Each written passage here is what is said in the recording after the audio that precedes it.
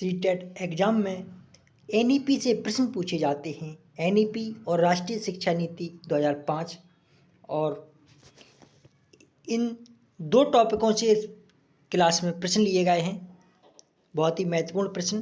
तो सभी लोग जल्दी से आ जाएं और फिर इस क्लास को हम स्टार्ट करने वाले हैं। प्रतिदिन 12 बजे ये क्लास प्रारंभ होती है, तो आप लोग देखना ना भूलें। प्रतिदिन 12 बजे जुड़ जाइए। 12 बजे प्रतिदिन जुड़ने का कष्ट करें आप सभी लोग, क्योंकि आपका सीटेट एग्ज़ाम काफ़ी नज़दीक है। देखें, पहला प्रश्न है, राष्ट्रीय शिक्षा नीति 2020 द्वारा अनुशंसित स्कूली शिक्षा की संरचना क्या है? राष्ट्रीय शिक्षा नीति, जिसको एनईपी कहते हैं, 2020 में जो लागू की गई थी, उसका उद्देश्य क्या था? उसका उद्देश्य था 5-3-3-2-2, ये उद्देश्य नहीं था। 2-5-3-3-2-5-3-2-2, ये भी उद्देश्य नहीं था। 2-3-3-4, ये भी उद्देश्य नहीं था। तो राष्ट्रीय शिक्षा नीति का क्या उद्देश्य था? अनुशंसा किसकी की गई थी कि 5-3-3-4 इसमें डिवाइड किया जाएगा। तो आंसर इसका ये है।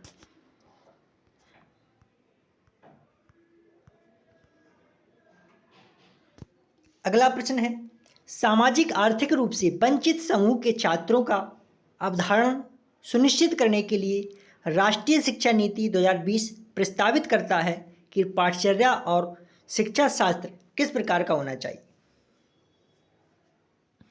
परीक्षाओं पर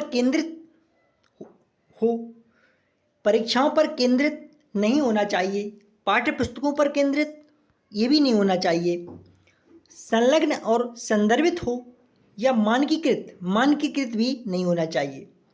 तो सामाजिक आर्थिक रूप से वंचित समूह के जो छात्र छात्राएं होती हैं, उनके लिए राष्ट्रीय शिक्षा नीति 2020 प्रस्तावित करती है कि संलग्न और संदर्भित हो शिक्षा।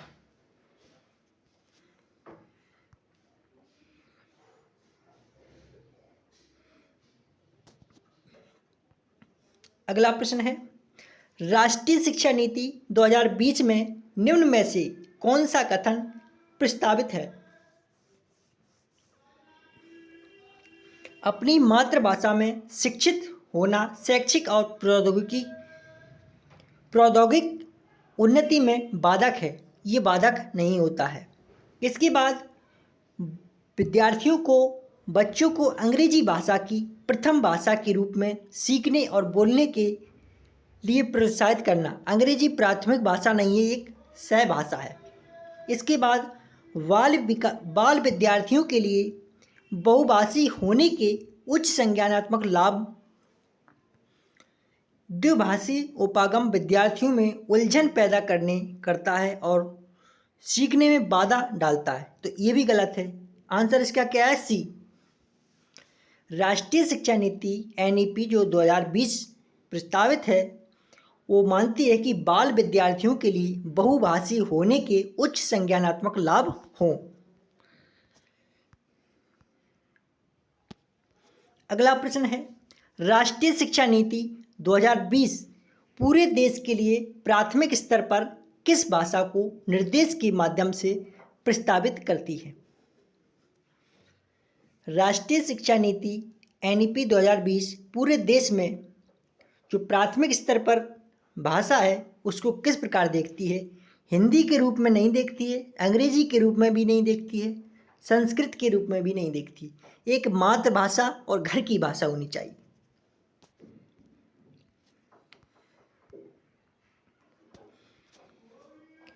अगला प्रश्न है कि राष्ट्रीय शिक्षा नीति 2020 के अनुसार मूल्यांकन का उद्देश्य क्या है? मूल्यांकन का उद्देश्य क्या होना चाहिए? तो ये इस क्लास में आप लोग किस प्रकार सॉल्व करते हैं प्रश्न को, वो सीख सकते हैं। आप बहुत अच्छे से आप लोगों को समझ में आएगा कि जैसे इस प्रश्न को देखें, राष्ट्रीय शिक्षा नीति 2020 के अनुसार मूल्यांकन का उद्देश्य क्या है? रटने की क्षमता का परीक्षण, ये बिल्कुल ही गलत है। पुनरुत्पादन व याद रखने की क्षमता को, ये भी गलत है। बच्चों को सीखने की प्रक्रिया में मदद करना, पूरे देश में बच्चों की तुलना करना यहाँ से गलत हो गया। आंसर क्या है कि राष्ट्रीय शिक्षा नीति एनईपी मानती है कि मूल्यांकन होना चाहिए बच्चों को सीखने की प्रक्रिया में मदद करने वाला। अगला प्रश्न, एक मिशन मोड में देश में यूनिवर्सल एलिमेंट्री एजुकेशन यूईई इसको कहते हैं यूनिवर्सल एलिमेंट्री एजुकेशन प्राप्त करने के लिए भारत सरकार का व्यापक और एकीकृत फ्लैगशिप कार्यक्रम है। कौन सा है? एकलव्य मॉडल, नई तालीम, ये भी नहीं है। सर्व शिक्षा अभियान, ये भी नहीं है। एकीकृत फ्लैगशिप है उनका राष्ट्रीय मतलब शिक्षा की राष्ट्रीय नीति 1986, शिक्षा की राष्ट्रीय नीति 1986।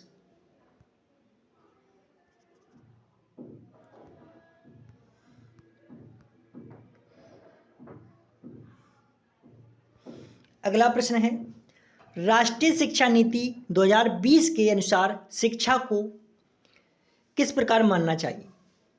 एनईपी 2020 के अनुसार शिक्षा किस प्रकार होनी चाहिए?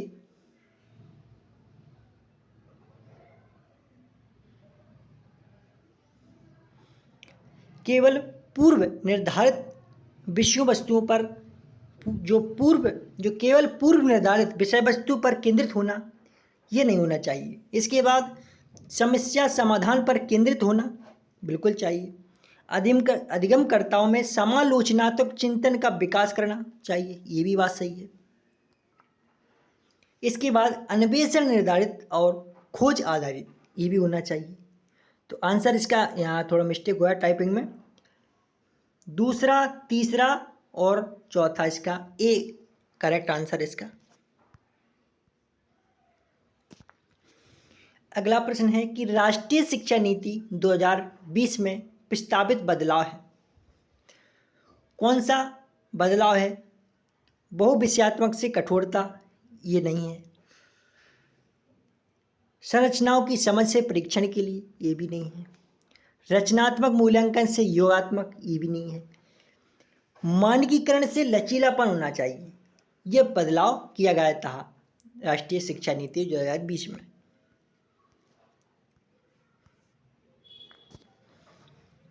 अगला प्रश्न है कि राष्ट्रीय शिक्षा नीति 2020 बहुभाषीयता किस प्रकार की होनी चाहिए? राष्ट्रीय शिक्षा नीति 2020 के अनुसार बहुभाषीयता किस प्रकार होनी चाहिए? बच्चों के सीखने में एक रुकावट की तरह देखती है, रुकावट की तरह नहीं देखती है। कक्षा में पूंजी के रूप में देखती है। आगे फिर पढ़ते हैं, शिक्षण अधिगम की प्रक्रिया को एक अनावश्यक जटिलता से देखती है, ये भी नहीं है।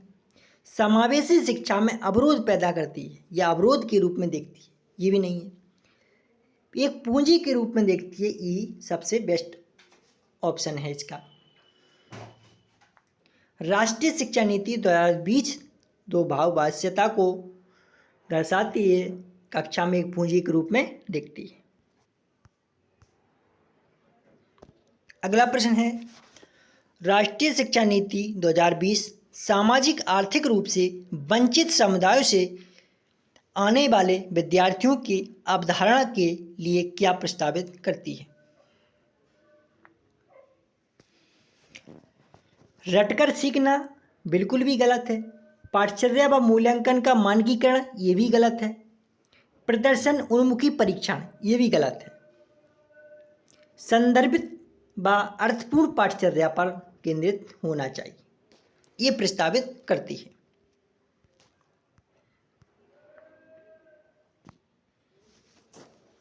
राष्ट्रीय शिक्षा नीति 2020 में प्रस्तावित समग्र 360 डिग्री बहुआयामी उन्नति पत्र को क्या दर्शाया जाता है और क्या दर्शाना चाहिए, ये बताना है आपको।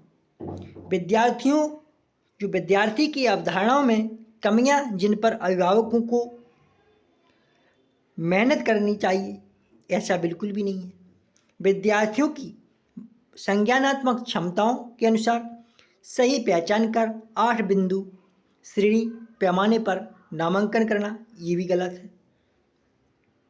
विद्यार्थियों की संज्ञानात्मक, भावात्मक व मनोगत्यात्मक आयामों में प्रगति करना, विद्यार्थियों के प्रदर्शन की दूसरे प्रदेशों में विद्यार्थियों के अंकों से तुलना करना बिल्कुल भी गलत है। ये करना चाहिए कि विद्यार्थियों को संज्ञानात्मक, भावात्मक व मनोगत्यात्मक आयामों में प्रगति हो, इस प्रकार करना चाहिए। अगला प्रश्न है, राष्ट्रीय शिक्षा नीति 2020 के अनुसार प्रयोग को प्रोत्साहित करने के लिए क्या करना चाहिए? कंठस्थ प्रत्यास्मरण ये नहीं करना चाहिए, कंठस्थीकरण समालोचनात्मक ये भी नहीं करना चाहिए, उनको अनुभव जनित प्रत्यास्मरण ये भी नहीं करना चाहिए। उनको करना चाहिए कि अनुभव जनित अधिगम समालोचनात्मक चिंतन।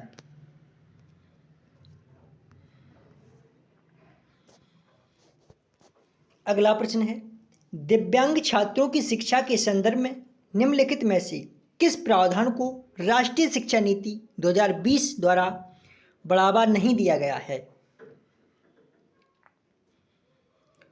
उपयुक्त इमारती ढांचा, इसको तो दिया गया है।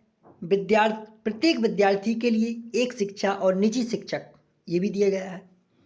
अनिवार्य और विशेष शिक्षा, अनिवार्य शिक्षा ठीक है, लेकिन यहाँ से गलत हो गया, ये विशेष शिक्षा को नहीं दिया गया, तो आंसर इसका सी।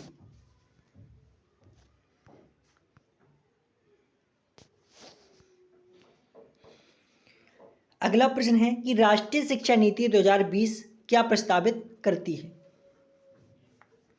राष्ट्रीय शिक्षा नीति क्या प्रस्तावित करती है? विद्यालय की पाठ्यचर्या की विषय वस्तु में कटौती होना चाहिए, विद्यालय की पाठ्यचर्या के लचीलेपन में वृद्धि हो, रटंत अधिगम को महत्व दिया जाए। सबसे पहले आपको ये देखना है पेडागोजी में कौन सा ऑप्शन नहीं हो सकता है, रटंत अधिगम को महत्व देना ये नहीं होगा। तो तीसरा कहाँ पर है? इसमें है और इसमें भी है। तीसरा आपका 2 ऑप्शन चले गए, बचे आपकी ए और सी। विवेचनात्मक चिंतन को महत्व देना, तो ये भी सही है। आंसर इसका है सी फॉर चंद्रपाल।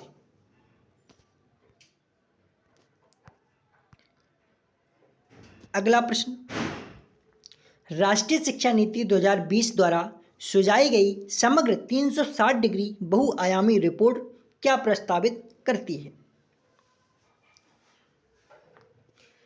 योगात्मक आकलन, इसको नहीं करती है। यंत्रवत याद करने के कौशल का, ये भी नहीं करती है। विद्यार्थियों को पेपर पेंसिल परीक्षा आधारित श्रेणियों में बांटना, ये भी नहीं करती है। स्व आकलन और समूह आकलन का समावेश, डी फॉर दीपक। अगला प्रश्न, भाषा के संदर्भ में राष्ट्रीय शिक्षा नीति 2020 किस पर बल देती है? बहुभाषिता, एक भाषावाद, पूरे देश में निर्देश का माध्यम अंग्रेजी हो, पूरे देश में निर्देश का माध्यम हिंदी हो। एनईपी ये नहीं मानती कि माध्यम हिंदी हो कि अंग्रेजी हो या एक भाषावाद हो, ये मानती है कि बहुभाषिता या बहुभाषावाद हो।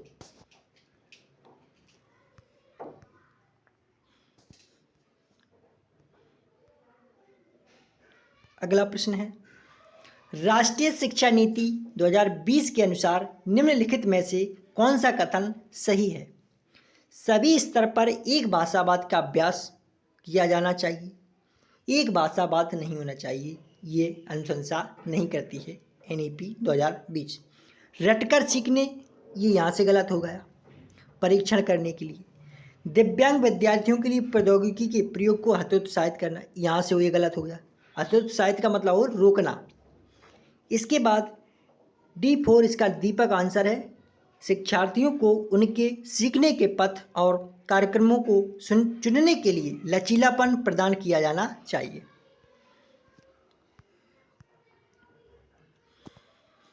अगला प्रश्न है कि राष्ट्रीय शिक्षा नीति 2020 किस पर बल देती है? राष्ट्रीय शिक्षा नीति 2020 किस पर बल देती है? बच्चों के स्मरण कौशलों के मापन, स्मरण का मतलब होता है रटना, इस पर नहीं देती है। राष्ट्रीय पाठचर्या के मानकीकरण, ये इस पर नहीं देती है। बच्चों के केवल संज्ञानात्मक विकास पर, इस पर भी नहीं देती है। राष्ट्रीय शिक्षा नीति एनईपी होती है, एनईपी 2020 देती है लचीला बहुस्तरीय गति आधारित अधिगम। A for Amit.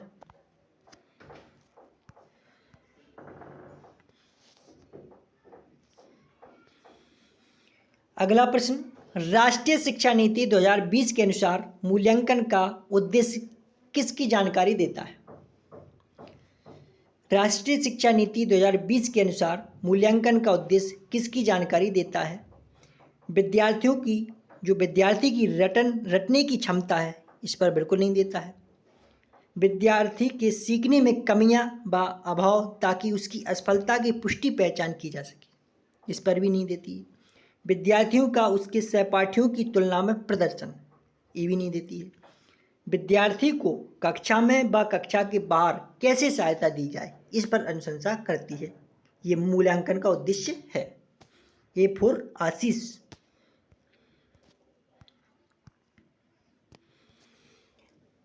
अगला प्रश्न, राष्ट्रीय शिक्षा नीति 2020 के अनुसार शिक्षा को किस पर बल देना चाहिए? परीक्षा के लिए सीखना, ये गलत है। रटकर सीखना, ये भी गलत है। गैर संदर्भित विषय वस्तु, ये भी गलत है। संकल्पनात्मक समझ पर बल देना चाहिए।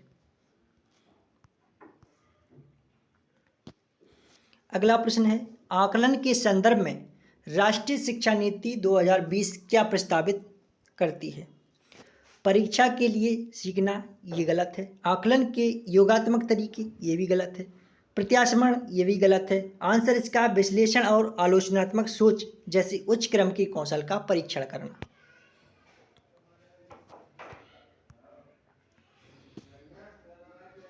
अगला प्रश्न, राष्ट्रीय शिक्षा नीति 2020 किसकी ओर बदलाव का प्रस्ताव रखती है? मानकीकरण, पाठ्यक्रम सामग्री में वृद्धि, रटकर सीखने की प्रक्रिया, इस पर भी नहीं। यह सीखना कि कैसे सीखना है, इस पर देती है। ए फॉर आशीष इसका आंसर है।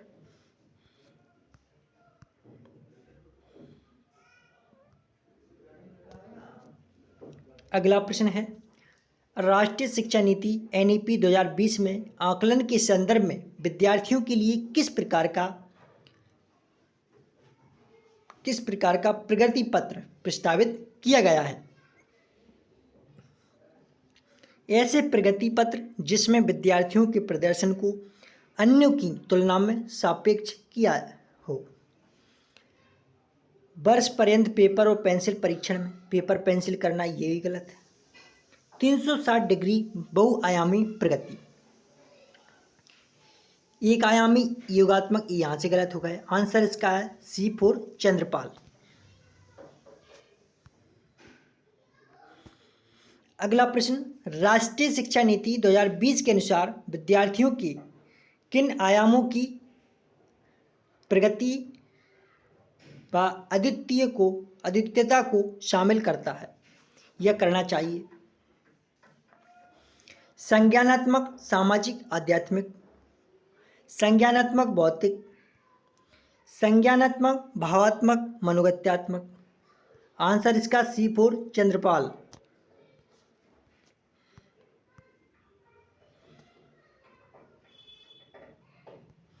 अगला प्रश्न, हैतल घर में गुजराती बोलती है और इस भाषा को पढ़ने और लिखने में उसका प्रभाव है। उसके विद्यालय में निर्देश का माध्यम हिंदी है। वह यह भाषा नहीं जानती है, तो क्या होना चाहिए? राष्ट्रीय शिक्षा नीति 2020 के अनुसार इस स्थिति में विद्यालय को क्या करना चाहिए? हैतल को विद्यालय में सिर्फ हिंदी बोलने के लिए कहना, सिर्फ हिंदी बोलना, यहाँ से गलत। बहुभाषावाद की संस्कृति सृजित करने के लिए सभी बच्चों को एक दूसरे की मातृभाषा का सम्मान करने के लिए कहना।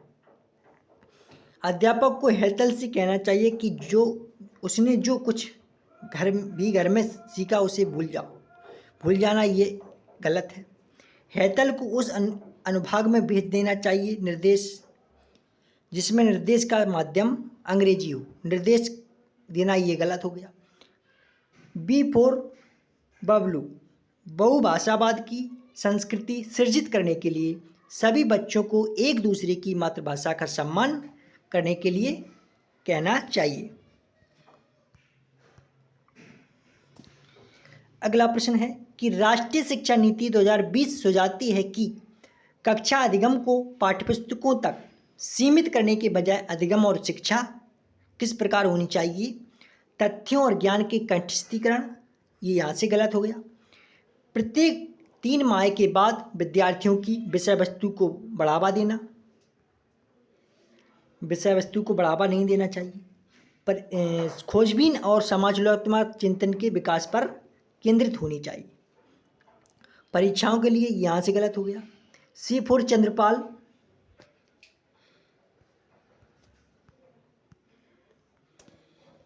अगला प्रश्न है कि राष्ट्रीय शिक्षा नीति 2020 किस पर बल देती है। राष्ट्रीय शिक्षा नीति 2020 किस पर बल देती है। परीक्षा के लिए पढ़ना, स्मरण आधारित शिक्षा, ये भी नहीं। वेदन, ये भी नहीं। संप्रति समझ पर देती है। डी फॉर दीपक। अगला प्रश्न है राष्ट्रीय शिक्षा नीति 2020 बच्चों के मूल्यांकन के लिए एक्स और वाई के समावेशन को प्रस्तावित करती है। मानक निर्देशित, ये गलत है। मानकीकृत, ये भी गलत है। परियोजना मानकीकृत, ये भी गलत है। आंसर इसका है ए फॉर आशीष। राष्ट्रीय शिक्षा नीति बच्चों के मूल्यांकन के लिए सामूहिक कार्य और स्व आकलन के समावेश को प्रस्तावित करती है। अगला प्रश्न है राष्ट्रीय शिक्षा नीति 2020 में निम्नलिखित में से कौन सा प्रावधान नहीं सुझाया है। प्रत्येक विद्यार्थी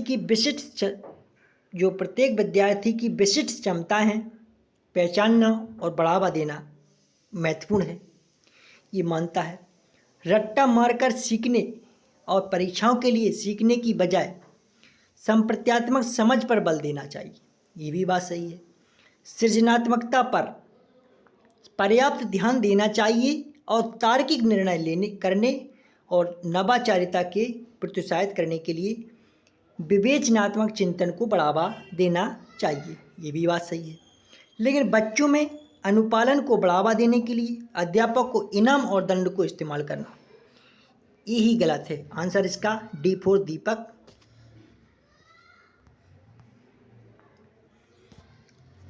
अगला प्रश्न राष्ट्रीय शिक्षा नीति 2020 किस पर जोर देती है।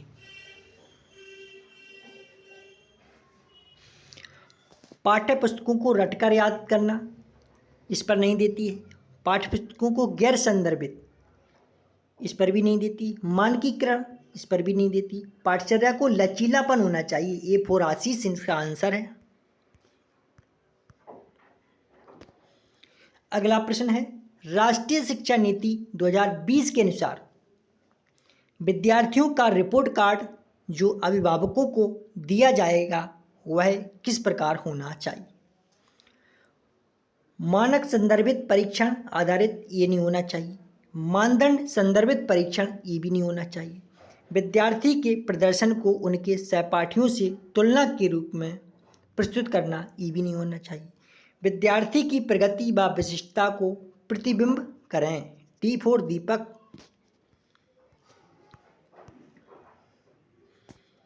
अगला प्रश्न राष्ट्रीय शिक्षा नीति 2020 शास्त्रीय भाषाओं के अध्ययन की सिफारिश के रूप में करती है। 3 भाषा सूत्र के भीतर एक भाषा, इस पर नहीं करती है। एक अनिवार्य भाषा के रूप में, इस पर भी नहीं करती है। एक अतिरिक्त विकल्प के रूप में या दूसरी भाषा के रूप में। सी फॉर चंद्रपाल इसका आंसर है।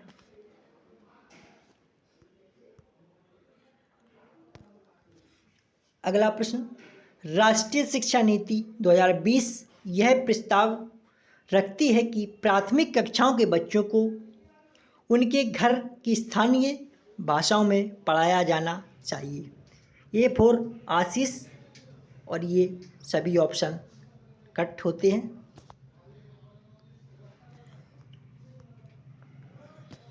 अगला प्रश्न है, राष्ट्रीय शिक्षा नीति 2020 के अनुसार आकलन के लिए अंतर्निहित सिद्धांत क्या होना चाहिए?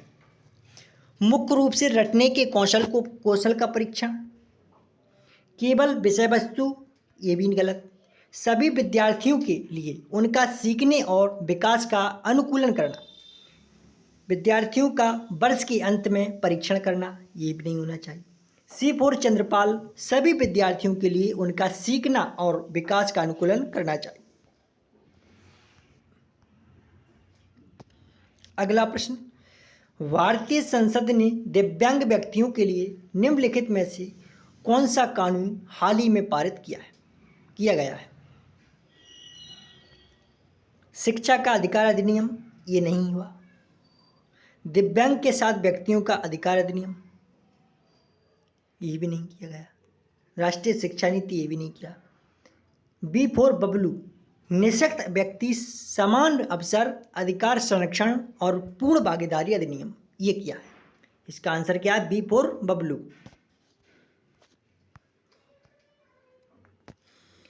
अगला प्रश्न है, राष्ट्रीय शिक्षा नीति 2020 एनईपी में प्रस्तावित कथनों में से निम्न में से कौन सा कथन सही नहीं है? एनईपी 2020 मूल्यांकन के लिए विभिन्न प्रकार की विधियों और योजनाओं जैसे विधियां और योजनाएं जैसे कि समूह कार्य और भूमिका निर्वहन का प्रस्ताव रखती हैं। ये तो सही है। एनईपी 2020 रचनात्मक मूल्यांकन से योगात्मक मूल्यांकन की ओर परिवर्तन का प्रस्ताव रखती है। बी फॉर बबलू, ये नहीं होना चाहिए। रचनात्मक से योगात्मक नहीं, योगात्मक से रचनात्मक होना चाहिए।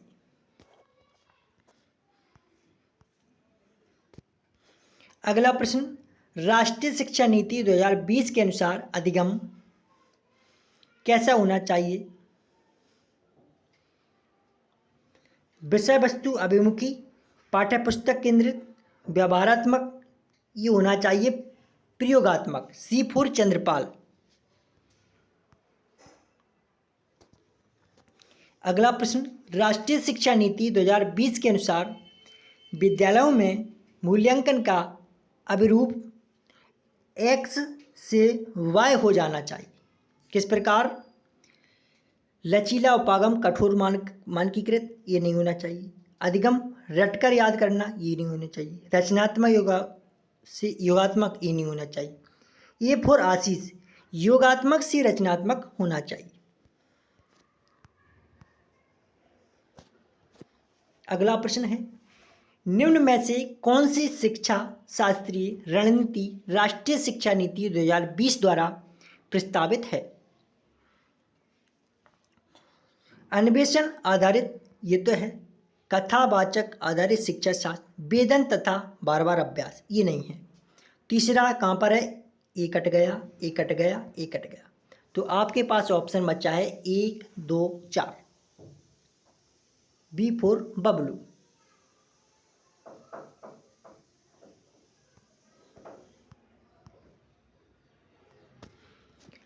अगला प्रश्न है, राष्ट्रीय शिक्षा नीति 2020 में विद्यार्थियों के आकलन हेतु प्रस्तावित समग्र 360 डिग्री बहुआयामी रिपोर्ट के संदर्भ में कौन सा कथन सही है?